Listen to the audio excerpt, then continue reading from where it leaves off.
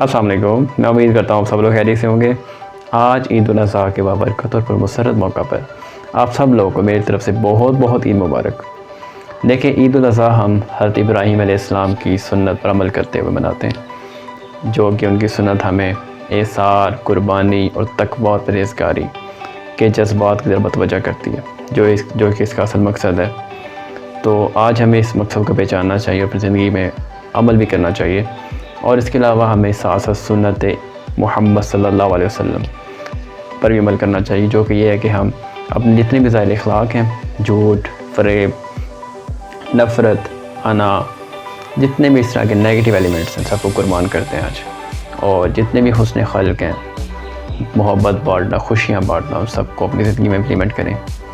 اور آخر میں کہنا چاہتا ہوں کہ جو عزیز و قریب آپ کے اس دنیا سے چلے گئے ہیں، ان کو یاد رکھیے، ان کی قبروں پر جا کے فاتح خوانی کیجیے، اور اس کے علاوہ جتنے دوست احباب ہیں، رشتہ دار، ان کے ساتھ وقت گزاریں، خوشیاں بانٹیں، انجوائے کریں، اور اللہ تعالیٰ کی نعمتوں کا شکر ادا کریں۔ اور جتنے بھی بیرون ملک آپ کے عزیز و قریب رہتے ہیں، ان کو مت بھولیے، ان کو اپنی خوشیوں میں ضرور شریک کیجیے۔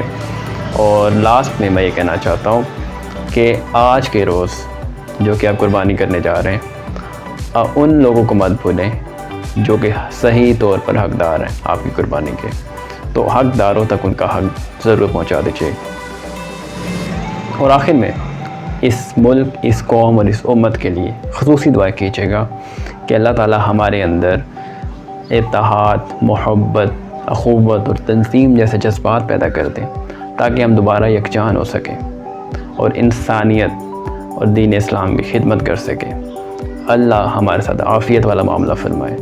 اور آخر میں یہی میں کہنا چاہوں گا کہ آج انجوائے کیجیے گا، محبتیں بانٹیے گا، خوشیاں بانٹیے گا، سکون بانٹیے گا۔ دعا میں یاد رکھیے گا مجھے بھی۔ اللہ حافظ۔